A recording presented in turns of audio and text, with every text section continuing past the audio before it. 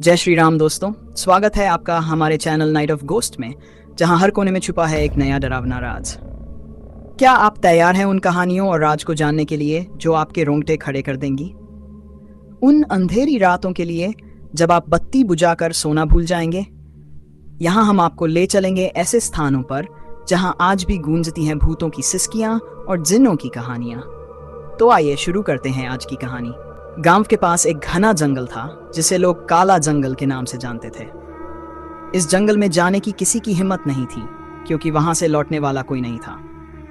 लोगों का कहना था कि वहां भूत प्रेत और डरावनी आत्माएं बसी थीं जो किसी को भी जीवित नहीं छोड़ती थीं। जंगल की ओर गांव के दो मित्र रोहित और अमित हमेशा से रहस्यों और रोमांच के पीछे भागते थे। एक दिन उन्होंने गांव वालों की सभी चेतावनियों को नजरअंदाज करते हुए जंगल में जाने की ठान ली। दोनों के पास एक टॉर्च, कुछ खाने का सामान और एक पुराना नक्शा था जिसे वे जंगल के बारे में जानने वाले किसी पुराने व्यक्ति से हासिल कर चुके। जंगल में प्रवेश करते ही उन्हें चारों ओर अजीब अजीब आवाजें सुनाई देने लगीं। पेड़ों की पत्तियां सरसराने लगीं और हवा में एक अजीब सी ठंडक फैल गई। जैसे जैसे वे जंगल के भीतर बढ़ते गए, अंधेरा गहराता गया और रास्ता दिखना बंद हो गया। रोहित और अमित ने टॉर्च जलाई और नक्शे की मदद से आगे बढ़ने लगे। समय बाद उन्हें जंगल के बीचों बीच एक पुराना और जर्जर मंदिर मिला। मंदिर की दीवारों पर अजीब अजीब निशान बने हुए थे और उसमें से एक अजीब सी रोशनी आ रही थी। दोनों ने मंदिर में प्रवेश करने का निर्णय लिया। मंदिर के अंदर प्रवेश करते ही उन्हें एक अजीब सी ऊर्जा का एहसास हुआ। मंदिर के बीचों बीच एक प्राचीन तांत्रिक की मूर्ति थी। तभी अचानक मूर्ति में से एक भयानक आवाज आई, जो इस जंगल में आएगा वह कभी लौट नहीं पाएगा। रोहित और अमित डर से कांपने लगे, लेकिन उन्होंने हिम्मत करके मूर्ति की ओर बढ़ने का फैसला किया।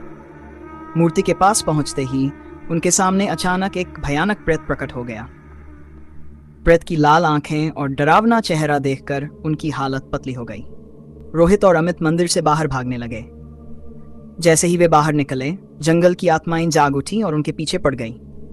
वे आत्माएं बेहद डरावनी और भयानक थीं, जिनके चेहरों पर अजीबोगरीब निशान और लाल लाल आंखें थीं। आत्माओं की भयानक चीखें जंगल में गूंज रही थीं। दोनों मित्र अपनी पूरी ताकत से भाग रहे थे, लेकिन आत्माओं की गति बहुत तेज थी। भागते भागते वे दोनों एक खाई के पास पहुंच गए। अचानक रोहित का पैर फिसला और वह खाई में गिर गया। अमित ने उसे बचाने की कोशिश की, लेकिन आत्माओं ने उसे भी खाई में धकेल दिया। उनके चीखने की आवाज पूरे जंगल में गूंजने लगी। इस सुबह गांव वालों ने उनकी चीखें सुनी और समझ गए कि जंगल ने फिर से दो और जिंदगियों को निगल लिया है।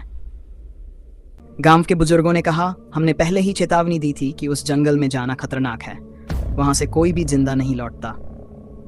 गांव वाले आज भी रात होते ही अपने दरवाजे बंद कर लेते हैं और उस जंगल के बारे में बात करने से भी डरते हैं। कुछ दिनों बाद गांव में एक तांत्रिक आया जिसका नाम भैरवनाथ था। उसने गांव वालों से जंगल के बारे में सुना और उसने जंगल की आत्माओं को शांत करने का निर्णय लिया।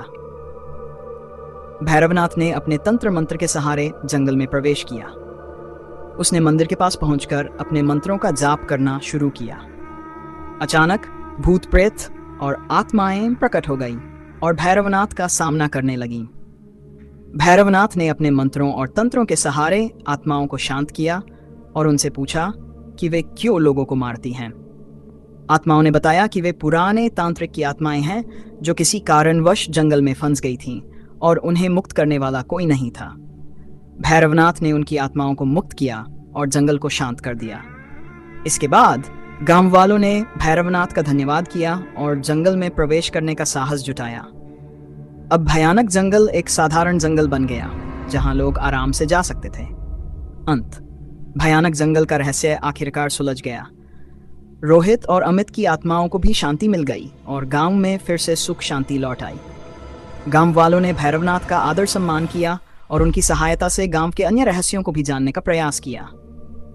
इस प्रकार भयानक जंगल की कहानी हमेशा के लिए गांव वालों की यादों में बसी रही, लेकिन अब डर और खौफ के बजाय शांति और सुकून के साथ। तो दोस्तों, ये थी आज की कहानी। अगर आपको ऐसी और कहानियां सुननी हैं तो हमारे चैनल को सब्सक्राइब करें और बेल आइकन को दबाना ना भूलें। अगली बार फिर मिलेंगे एक और डरावनी कहानी के साथ। अभी के लिए अलविदा।